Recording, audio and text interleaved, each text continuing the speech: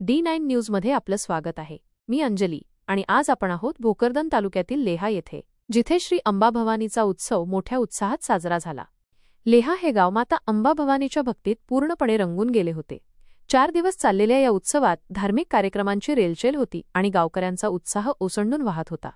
बुधवारपासून ख्वाजा गरीब नवाज बाबा यांच्या संदल आणि कव्वालीच्या कार्यक्रमांनी भक्तिमय वातावरणाची निर्मिती केली। त्यानंतर शुक्रवारी सकाळी 8 ते 12 या वेळेत लेहाच्या आराध्य दैवत श्री अंबाभवानी मातेच्या मुकुटाची भव्य मिरवणूक काढण्यात आली। या मिरवणुकीत लेहा आणि पंचक्रोशीतील हजारो भाविक सहभागी झाले होते। आई आणि बहिणींनी देवी मातेचे पूजन केले आणि मोठ्या श्रद्धेने दर्शन घेतले।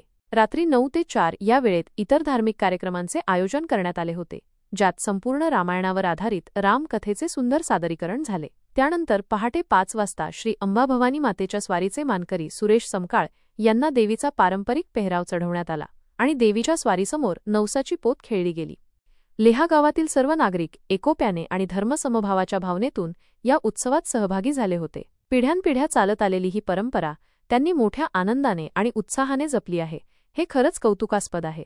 अशा प्रकारे लेहा येथे श्री अंबाभवानीचा उत्सव मोठ्या भक्तिभावाने आणि उत्साहाने संपन्न झाला। आपण पाहत होता D9 न्यूज आणि मी होती अंजली। लवकरच भेटूया ताज्या बातम्यांसह। तोपर्यंत नमस्कार।